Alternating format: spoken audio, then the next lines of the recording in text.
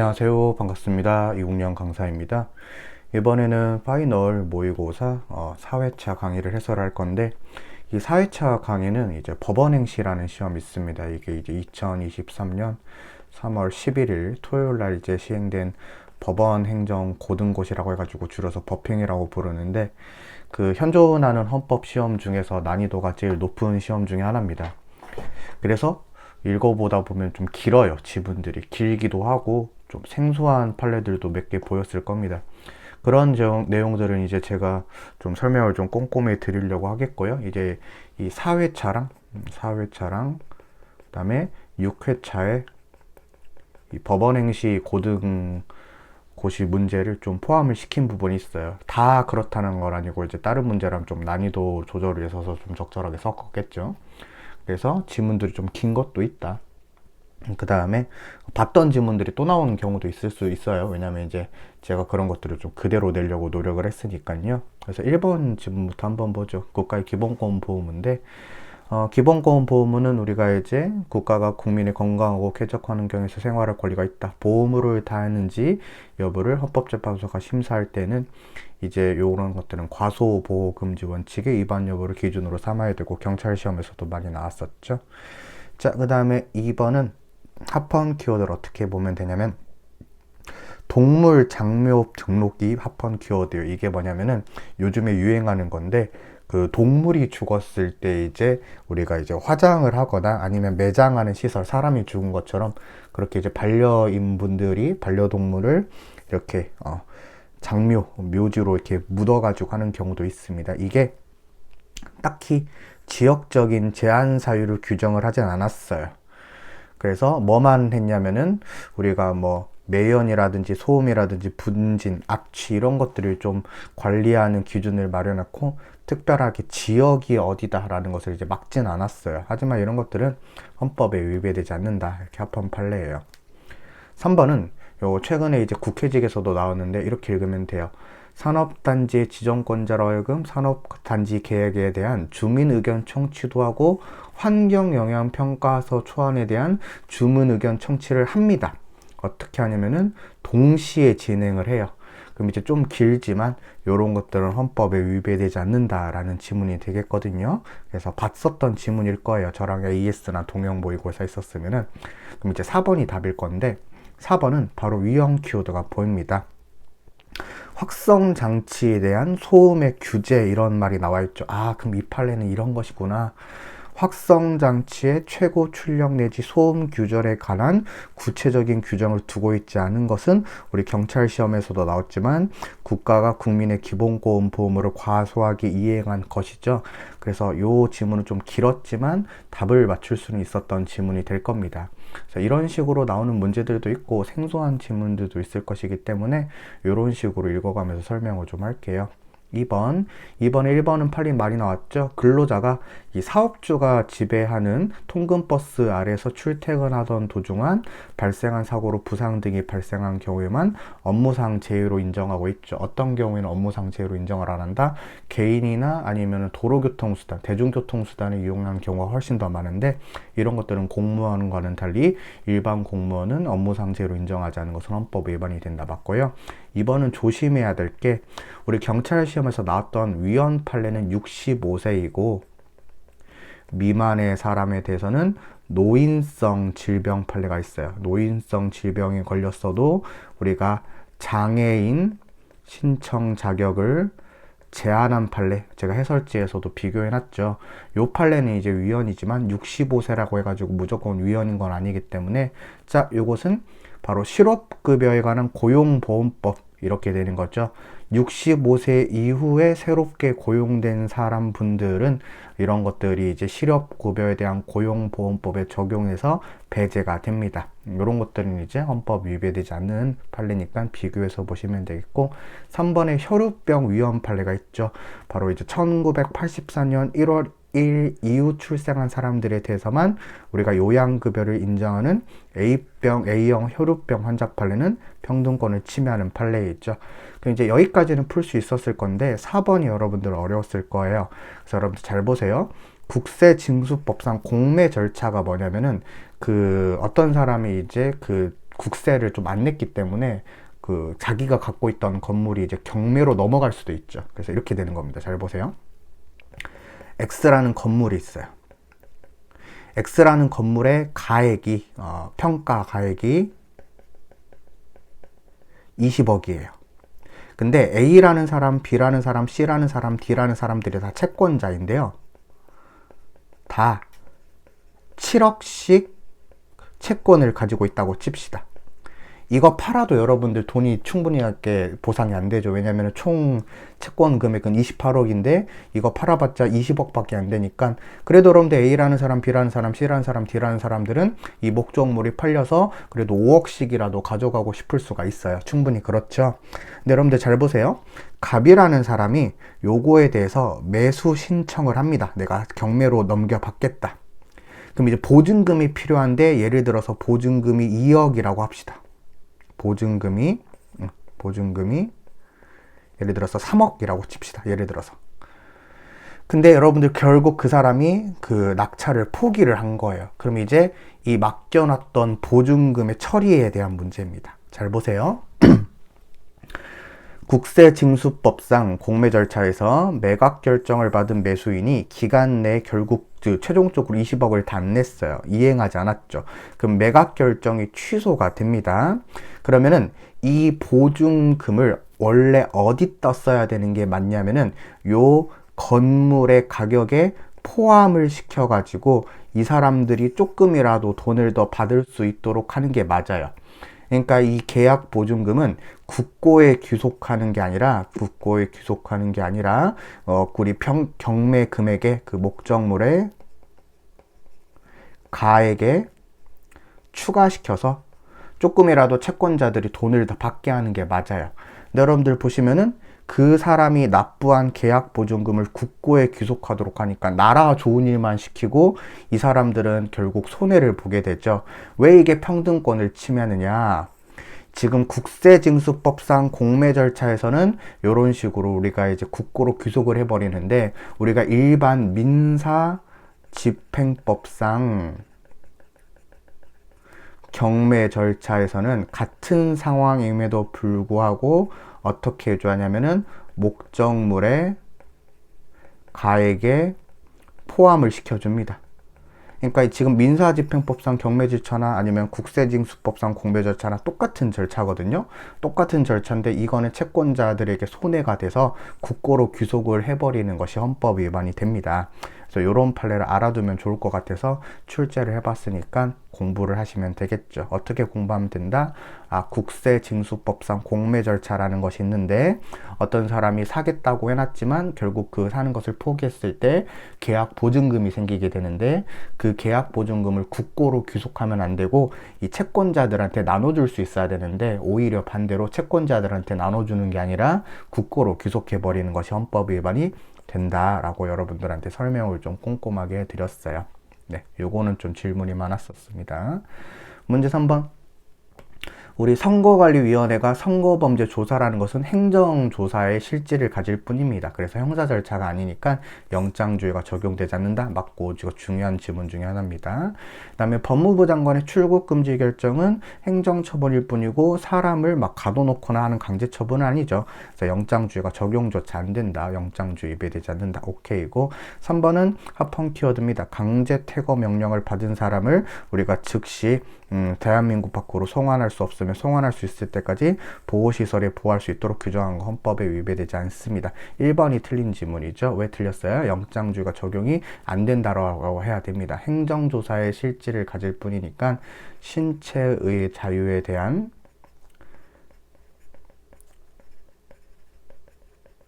강제처분이 아니죠. 영장주의가 적용이 안 된다라고 해야 됩니다. 제가 넘어가 버렸죠. 1번이 답입니다. 4번도 급속을 요할 때는 우리가 사전 통지를 생략할 수도 있는데 헌법에 위배되지 않는 판례니까 답은 1번으로 골라내시면 좋을 것 같습니다. 1번 판례 중요하다 그랬어요. 4번 자, 예비군 훈련 대원의 본인의 부재 시 예비군 훈련 소집 통지서를 수령한 같은 세대 내 가족 중에 성년자가 그 예비군 훈련 통지서를 본인에게 전달하지 않았다고 합니다. 이렇게 했을 때 형사처벌을 심하게 하는 것은 너무 지나친 판례라 그랬죠. 그래서 최신 판례에서도 배웠기 때문에 이렇게 하는 것은 헌법의 위반이 된다, 이렇게 되는 거고, 2번은 우리가 이제 변호사 결격 사유는 좀 세게 돼 있어요. 그래서 금고 이상형의 집행유예를 선고받고 유예기간이 지난 후 2년이 지나지 않으면 변호사 시험의 응시 자격을 제한하는 건데, 이것을 평등권 침해라고 보기도 어렵고 직업 선택의 자유를 침해한다고 볼 수도 없다. 맞는 질문이 되겠죠. 3번에 요건 좀 깔끔하게 나왔네요. 바로 병에 대한 징계 처분으로 영창 처분이 가능한데, 우리가 이제 그 영장주의 적용 여부에 대해서는 조금 문제가 있었죠. 하지만 과잉금지 원칙이 위배돼서 헌법 위반된다라는 것은 깔끔하게 떨어지는 것이기 때문에 신체의 자유를 침해한다. 맞고요. 4번이 틀렸는데 요거는 어렵게 읽으려고 하지 마요. 공연히 사실을 적시해서 사람의 명예를 훼손한 자를 형사처벌한대요. 이게 이제 형법상의 형 307조 1항의 사실적시 명예훼손죄도, 이런 거 막 필요 없어요. 뭐 진실한 것으로서 사생활의 비밀에 해당하지 아니한 사실적시 부분, 이런 거 따로 떼서 헌법에 위배되는 거 아닙니다. 그냥 헌법에 위배되지 않으니까 여러분들이 꼬시는 거에 불과해요. 그래서 어떤 부분은 헌법 위배되는 거 아니냐, 그랬으면 여러분들 우리가 형법에서 기본서 내용 상당 부분 또 잘라낼 수가 있었어요. 그런 소식은 못 들어봤죠. 그래서 이거 읽어서 이해하려고 하지 말고 그냥 공연히 사실을 적시해서 사람의 명예를 훼손한 자를 형사처벌하는 거, 사실적시 명예훼손죄 합헌이다, 이렇게 해버리면 돼요. 네, 괜히 어렵게 돌아가지 마세요. 문제 5번. 송수신이 완료된 전기통신에 대한 압수수색 사실을 수사 대상이 된 가입자에게만 통지하죠. 상대방에게는 통지하지 않습니다. 이것은 헌법에 위배되지 않고요. 그 다음에 과료도 결국 돈 내라고 하는 거예요. 그래서 과료 안 내면은 노역장 유치시키는데 헌법에 위배되지는 않습니다. 맞고, 위헌 키워드죠. 정보위원회 회의는 비공개로 한다. 원칙적으로 비공개로 한다는 것은 알 권리를 침해하죠. 그래서 3번이 일단 답이 되겠고요. 4번인데 금고 이상형을 받고 집행이 종료되거나 집행을 받지 아니하기로 확정된 후 5년이 경과되지 아니한 자는 공무원에 임용될 수 없다. 이런 결격 사유를 두는 것은 헌법 위배되지 않겠죠. 그래서 3번 최신 판례와 관련돼 가지고 공부를 좀 해주시면 좋겠어요. 문제 6번. 이건 위헌 판례죠. 세무사 자격증이 원래 있었어. 근데 로스쿨을 가서 변호사 자격증도 딴 거예요. 근데 왜 굳이 세무사의 업무를 할 수 없도록 규정했냐? 헌법에 위배가 된다. 근데 위배되지 않는다 했으니까 틀렸고요. 2번은 다른 판례죠. 옛날에는 여러분들 변호사 따면은 세무사 자격을 자동으로 줬지만 더 이상은 이제 자동으로 주지는 않는다, 이거예요. 더 이상은. 왜냐면은 변호사가 하는 일이랑 세무사가 하는 일이랑 본질적으로 다르기 때문에 이것은 평등권을 침해하지 않습니다. 자, 3번에 관련 자격증 소지자에게 우리가 이제 공무원 시험에서 일정한 가산점을 부여하는 거 헌법에 위배되지 않겠죠. 그래서 이제 4번이 답일 건데, 이 4번은 여러분들 최신 판례에서 무슨 판례를 배웠냐면 바로 로톡 사건을 배웠어요. 그래서 여러분들 우리가 변호사 광고에 관한 규정 중에 우리가 이러한 변호사로부터 소비자로부터 대가를 받고 법률 상담 또는 사건 등을 소개, 알선, 유인하기 위해 변호사 등을 광고, 홍보, 소개하는 행위가 바로 로톡이라는 어플리케이션으로 우리가 변호사 광고를 했거든요. 이걸 못하게 하는 것은 너무 지나치다라고 해가지고 표현의 자유와 직업의 자유를 침해한다 해서 최근에 이제 시험에서 나왔으니까 챙겨두시면 좋은 판례겠죠. 우리가 다 다루긴 했습니다. 네. 문제 7번 위헌 키워드죠. 지방자치단체장 선거 예비후보자가 본인이 장난으로 안 나간 게 아니라 정당의 공천심사에서 탈락한 경우에 후보자 등록을 하지 못했는데 아는 것이 아니라 사실 못한 경우에 해당하죠. 이런 경우에는 기탁금을 반환을 해줘야 되는데 기탁금을 반환시켜주지 않은 것은 헌법에 위배가 된다 해가지고 이렇게 틀린 지문입니다. 여러분들 2번 판례는 저번에 한번 했었어요. 우리가 이제 이런 그림을 그렸었죠. 이렇게 그렸을 때 잘 보세요. 원래 이제 재외 투표 기간이었다. 근데 문제가 뭐냐면은 그 재외 선거를 안 하게 되었대요. 그래서 재개 결정이 없었어요. 근데 이 사람이 우리나라로 귀국을 했습니다. 재외 투표 선거가 보통 이제 본 선거보다 빠르다 그랬어요. 이런 경우에는 귀국한 갑이라는 사람에게 본 선거를 할 수 있도록, 왜? 재외투표 기간 중에 선거를 하고 싶었는데 못하게 됐으니까.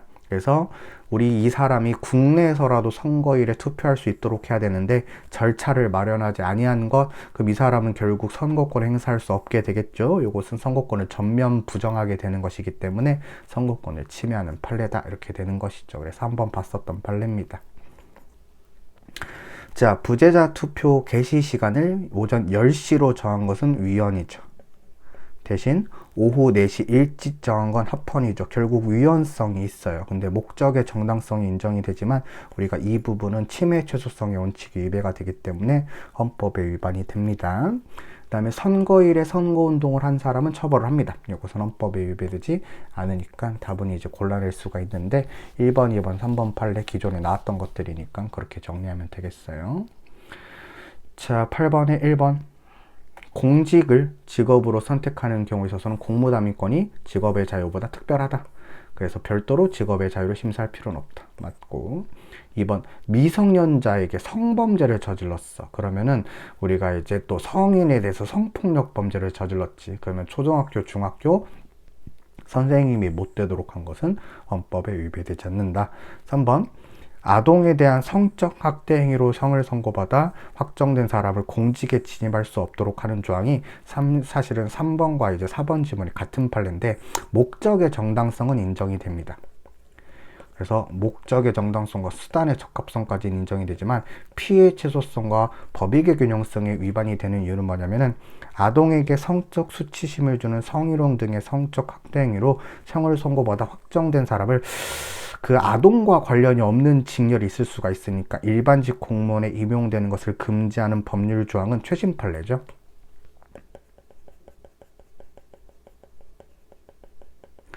그래서 요 판례랑 사실 같은 판례예요. 이게 동그라미라는 게 아니라 같은 판례라 이거예요. 그래서 목적의 정당성과 수단의 적합성까지 인정이 됐지만 피해 최소성과 법익의 균형성이 위배가 되는 판례이기 때문에 4번 지문이 답이 되겠습니다. 이것은 최신 판례죠.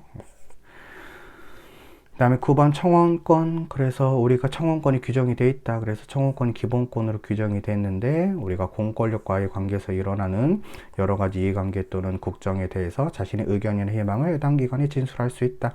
수리하고 심사해야 될 의무도 있고 결과 통지 의무도 있겠죠. 그 다음에 청원권 행사에 대해서는 입법자에게 폭넓은 재량권이 주어져 있다. 오케이.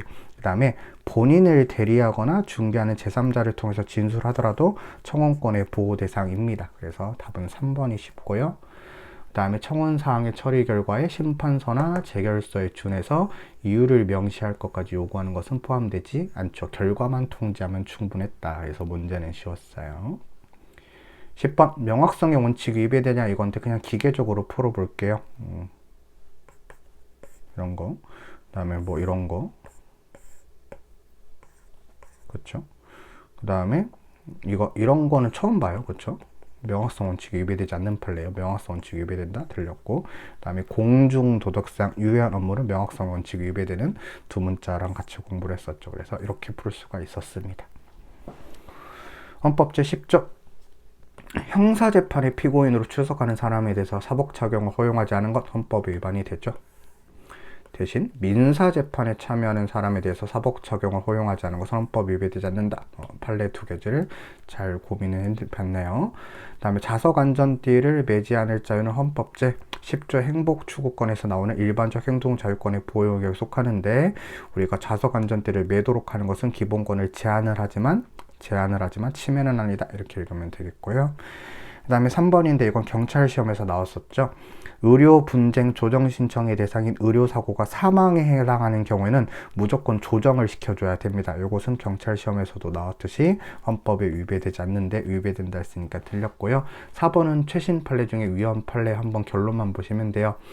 누구든지 금융회사 등에 종사하는 사람들에게 타인의 금융거래의 내용에 대한 정보 또는 자료를 요구하는 것을 금지하고 이를 위반 시 형사처벌하는 것은 그냥 암기를 해주시면 되겠어요. 이것도 위헌 판례니까 챙겨두시면 좋겠다 해서 답은 3번으로 맞출 수 있도록 했습니다. 12번은 기억번. 우리가 이제 국적을 취득하는 것뿐만 아니라 유지나 상실 이런 것들도 다 법률에 위임하는 것으로 풀이할 수 있다. 오케이. 그 다음에 재산권이나 행복추구권, 외국인도 주체가 될 수 있지만 외국인이 복수 국적을 누릴 자유까지 기본권으로 인정해서는 안 되겠죠. 오케이. 그 다음에 우리 국적 취득 요건 중에 품행이 단정할 것, 요것은 명확성 원칙에 위배되지 않는다. 오케이. 그 다음에 리을번이 또 최근에 나왔는데, 거짓이나 부정한 방법으로 귀화허가를 받은 사람은 허가를 취소할 수 있는데 언제든지 취소할 수 있어요. 취소권의 행사 기간을 따로 정하지 않고 있죠. 요것은 헌법에 위배되지 않는다. 그래서 오케이예요. 그래서 옳지 않은 게 없네요. 그쵸? 그래서 12번의 답은 1번이 되겠습니다. 네, 13번 문제. 저번에 봤던 지문이죠. 혼인의 남녀 동거는 헌법적 질서로 선언했다. 오케이. 그다음에 부모가 자녀 이름을 자유 10조에 있어서 보호가 됐는다. 그래서 중복이지만 조금 죄송합니다, 여러분들. 그다음에 디귿번인데, 우리가 대한민국 국민으로 태어난 아동은 태어난 즉시 출생 등록될 권리를 가지게 되어, 이것은 기본권이다. 아주 중요한 기본권이기 때문에 법률로서도 제한하거나 침해할 수 없다. 오케이. 자, 리을번. 중원의 취소 청구권과 관련되어 있는 것인데, 우리 중원의 취소 청구권으로 소멸 사유나 제척 기간을 두지 않았지만, 우리가 이제 후혼 배우자 같은 경우에는 우리가 사실은 보호하기가 어렵습니다. 우리나라는 이제 일부 일처제를 채택하고 있기 때문에. 그래서 36조 1항 여부가 직접적으로 문제된다고 보기는 어렵다. 이렇게 되는 것이죠. 해설을 보시면 여러분들 좀 더 자세하게 돼 있기 때문에 그렇게 읽으시면 되겠어요. 이제 뭐가 문제가 되냐면, 후혼 배우자의 인격권 같은 것이 문제가 따로 될 수는 있습니다. 그래서 맞고, 그 다음에 부모의 자녀에 대한 교육권도 우리가 헌법에 명문으로 규정은 안 돼 있지만 중요한 기본권이다 해서 이것도 이제 틀린 지문이 없어 보이죠. 그래서 13번도 답은 1번이 될 것 같아요. 문제 14번 통비법이죠. 봐. 통신비밀보호법상 통신사실 확인 자료의 열람이나 제출을 요청할 수 있는 판례. 우리 과잉금지 원칙에 위배돼서 통신의 자유와 개인정보 자율정권을 침해하고요. 인터넷 회선 팻킥 감청 판례도 통신의 자유뿐만 아니라 사생활의 비밀과 자유가 되고 과잉금지 원칙을 위반해서 기본권을 침해한다. 자, 3번 지문은 이제 뭐를 찾아야 되냐면은, 우리가 모든 수용자가 밖으로 내보내는 모든 소신을 봉함하지 않은 상태로 교정시설에 제출하도록 규정하고 있죠. 자, 이것은 여러분들 헌법에 위배가 되는 판례예요. 보시면은, 뭐 많이 속이는데, 무범한 제출 제도는 뭐 수용자의 발송 서신에 대해서 우리 법이 취하고 있는 뭐 상대적 검열주의를 이행하기 위한 효과적 교도행정의 방식일 뿐으로써 수용자의 통신 비밀의 자유를 침해한다고 볼 수 없다? 아니에요. 어쨌든 수용자가 밖으로 내보내는 모든 서신을 봉함하지 않은 상태로 교정시설에 제출하도록 규정한 것 자체가 헌법 위반이 돼요. 변호인한테 보내든 아니든 상관없어요. 그래서 요거는 여러분들 완벽하게 다 와장창창 틀린 지문이기 때문에 우리가 결론을 위주로 잘 공부해야 되겠죠. 4번에 교도소장이 수용자에게 온 서신을 개봉한 행위나 법원, 검찰청 등이 수용자에게 보낸 서신을 열람한 행위는 이제 그 보낸 문서가 잘 도착했나라는 확인 절차에 불과해요. 그래서 통신의 자유가 제한이 되겠지만 침해는 아니다 해가지고 3번 지문은 키워드를 잘 보고 풀어야 되는 것이죠. 요거는 헌법에 위반이 되는데 중간 부분에 통신 비밀의 자유를 침해하지 않는다 이런 식으로 속여서 냈기 때문이죠. 그래서 어려운 문제 중에 하나였어요. 문제 15번. 조례 개정 재표 청구권은 법률상의 권리에 불과하죠. 헌법이 보장하는 참정권에 해당하지 않는다. 틀렸고. 그 다음에 헌법상 기본권이 참정권은 국민만 가질 수 있죠. 외국인은 기본권 주체성 인정되지 않는다. 오케이고. 그 다음에 선거권이나 국민투표권은 사람만이 행사할 수 있어요. 자연인만인 사람만이 행사할 수 있기 때문에 법인이나 단체는 될 수가 없다. 왜냐하면 선거를 하는 것은 사람이니까. 그 다음에 리을번. 지방자치법상 주민투표권 법률이 보장하는 참정권이지 헌법상 참정권이 아니다. 오케이. 그 다음 여러분들 우리 헌법은 소급입법에 의해서 참정권을 제한하는 것을 명시적으로 금지하고 있는데요. 바로 재박사건이라는 게 있어요. 이게 뭐냐면은 재산권의 박탈이라든지 참정권의 제한을 소급적으로 당하지 아니한다라는 명문의 규정이 있습니다. 해설을 보시면 알겠죠. 그래서 그런 식으로 요 조문이 최근에 이제 많이 나오고 있으니까 이렇게도 나올 수가 있다라고 보시면 되겠죠. 그래서 옳지 않은 것은 하나를 고르면 될 것 같아요. 네. 16번 문제. 여러분들 우리가 재판 청구권은 넓은 입법 형성권이 인정이 되지만 너무 짧으면 안 된다. 그래서 재판 청구권은 조금 적당하게 기간을 정해줄 필요가 있다. 한계가 있다 이거고, 2번은 지방공무원이 면직 처분에 불복할 경우에는 30일 이내로 해야 되는데 이것은 너무 짧진 않습니다. 헌법에 위배되진 않는다 이렇게 되는 것이고요. 3번 직권 면직 처분을 받은 불리한 처분을 받은 지방공무원이 불복할 경우에는 소송을 하기에 앞서서 반드시 소청 심사를 거치도록 규정했는데 이게 필요적 전치주의죠. 이런 식으로 공무원이나 교원에 대해서 불리한 처분할 때는 필요적 전치주의를 채택하고 있는데 헌법에 위배되지 않습니다. 아주 지엽적인 판례로 지방세와 관련된 필요적 전치주의 이의 제기가 옛날에 헌법에 위배된 경우가 있었습니다. 그렇죠. 그래서 3번이 답이고, 위배된다 볼 수 없다 맞고요. 4번은 이제 조심해야 되죠. 우리 재판 청구권 같은 경우에는 제도적 보장의 성격이 강합니다. 넓은 입법 형성권 인정이 되기 때문에 관련 법률에 대한 심사 기준은 과잉금지 원칙이 적용된다. 이건 이제 틀리게 나왔어요.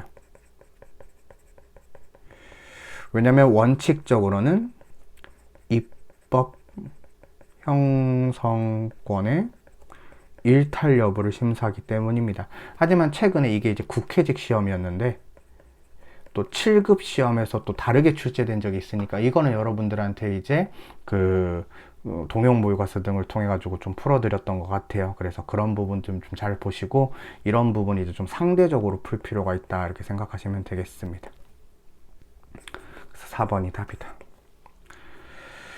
대한민국의 과거사 정리 사업이죠. 자, 우리가 동의한 때 재판상 화해가 성립되는데 특수임무 수행과 관련해서는 재판 청구권을 침해하지 않죠. 그래서 1번을 바로 답으로 고르면 되겠고, 2번은 똑같이 동의하면은 재판상 화해가 성립이 되는데 바로 정신적 손해에 관한 부분까지 재판상 화해가 성립된 것으로 보게 되면은 헌법에 위배가 되는 판례 맞고, 우리가 중대한 인권 침해나 조작 의원 사건인데, 자, 여러분들 우리가 민법상 소멸시효가 있어요. 이 소멸시효가 3년짜리가 있고 10년짜리가 있습니다. 그럼 이제 이거는 안 날로부터 3년이고 요거는 있은 날로부터 10년이거든요. 알았다는 것은 내가 알았다는 거니까 주관적인 기산점이에요. 내가 알았어. 내가. 그 다음에 있었다는 것은 객관적인 팩트고 사실이니까 객관적 기산점입니다. 그럼 이제 잘 보세요, 여러분들. 우리가 70년대, 80년대 이런 중대한 인권 침해나 조작 위헌 사건이 있었어요. 만약에 주관적 기산점을 적용한다고 하면은 이게 이제 75년이라고 칩시다. 그러면은 1985년에 주관적 기산점이 죄송합니다. 객관적 기산점이라고 할게요. 여러분들 죄송해요. 이거 해서 이 객관적 기산점이 적용이 된다고 칩시다. 그러면 있은 날로부터 10년이니까 1985년에 이미 소멸시효가 완성이 돼 있어요. 지금 2010년이나 2020년대에 들어서 과거의 국가의 잘못을 따져가지고 손해배상을 받아야 되는 문제인데, 이런 식으로 이런 중대한 조작이나 인권침해 조작위원 사건에 대해서 객관적 기산점을 적용해버리면 이 시점에서는 이미 소멸시효가 완성이 돼가지고 청구할 수 없는 문제가 생기게 돼요. 사람 놀리는 거죠. 잘못을 했는데 10년이 지났으니까 네가 돈을 청구할 수는 없다. 이렇게 되게 억울한 상황이 펼쳐지게 되거든요. 그럼 이제 이런 경우에는 뭐만 적용해야 되냐면은 안날 기준만 적용하면 됩니다. 아, 내가 피해를 받았다. 알았다. 그러면 3년 안에 청구하면 되잖아요. 근데 그 행위가 있었던 아주 오래전에 있었던 내용 중에 10년이 지나버렸다는 이유로 객관적인 기산점을 적용시켜 버리면은 돈을 실제적으로 청구할 수 없는 문제가 생기게 됩니다. 그래서 이렇게 위헌 키워드를 잡아야 되는데요. 이러한 중요한 사건에 대해서 민법상 객관적 기산점이 적용되도록 해서 10년 지났으니까 미안하지만 돈 못 주겠다 이렇게 해버리는 것은 우리 청구인들의 국가배상 청구권을 침해하게 됩니다. 4번은 이제 부마민주항쟁 합헌 판례인데요. 이것은 청구인의 평등권을 침해하지 않으니까 1번을 답으로 골라내면 되겠어요. 그래서 요 지문이 좀 어렵다 이거죠. 문제 18번. 여러분들 이건 좀 조심하게 읽어야 되죠. 우리가 그 당초 유효한 법률에 근거한 공무원의 직무집행이에요. 그러니까 우리 공무원 입장에서는 이렇게 행위를 할 때 그 법이 유효한 법이었기 때문에 이게 위헌이 될 줄 몰라요. 나중에 위헌이 돼도 이 당시에는 몰라요. 그럼 이제 이 공무원의 행위에 대해서 고의 또는 과실이 있다고 단정하면 되겠어요? 안 되겠어요? 안 되겠다. 위헌이 되는 것은 나중에 일어난 사정이고요. 요것에 대해서 행위 당시에 공무원의 고의 또는 과실을 단정하면 안 된다 이거예요. 그럼 무조건 국가배상청임이 성립한다고 보는 것도 안 되겠죠. 이런 시간을 생각해 보셔야 되겠고요. 2번. 우리 국가배상 청구권의 성립 요건으로서 고의 또는 과실을 규정했는데 국가배상 청구권은 지금 보시면 알겠지만 청구권이요. 그럼 이제 형성입니다. 형성의 문제고 제한의 문제는 아니에요. 그래서 이 부분 틀렸어요. 법률로 이미 형성된 국가배상 청구권의 문제이지 제한하는 건 아니고요. 국가배상 청구권의 내용을 형성하는 문제입니다.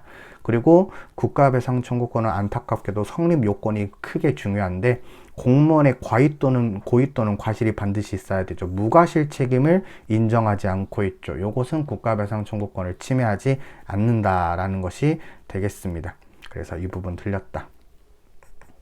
그 다음에 4번부터 읽어보면 공무수탁 사인도 이제 국가배상 청구권상의 국가배상법상의 공무원에 포함되죠. 그래서 틀렸고, 그 다음에 3번 보시면은 국가배상 청구권은 청구권으로 인정이 되고 만약에 인정이 돼서 받을 수 있으면 돈을 달라고 하는 것이 되니까 재산권으로 인정이 된다 해가지고 3번이 적절했어요.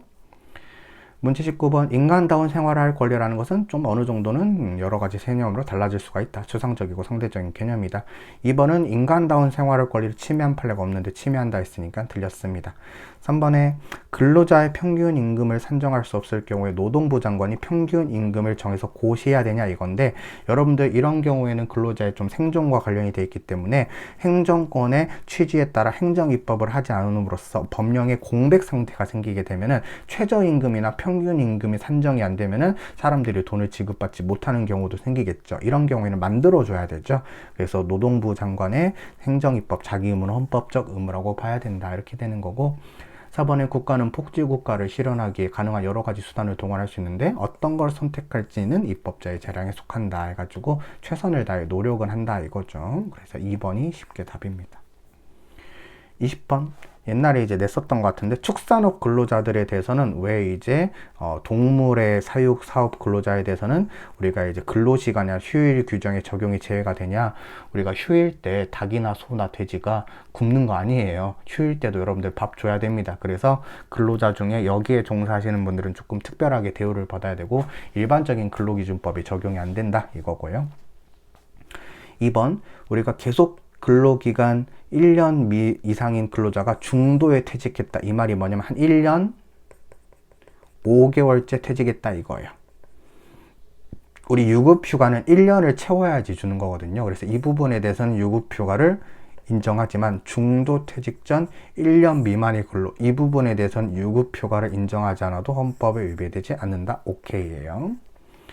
그 다음에 3번 정직 처분을 받았어요. 그럼 일을 안 했죠? 그럼 연가에서 잘라야 되죠? 예를 들어서 3개월 정직을 받았으면 1년 중에 4분의 1은 일을 못한 것이기 때문에 연가를 4분의 1을 자를 수 있어요. 요것은 헌법이 위배되지 않는다. 오케이예요.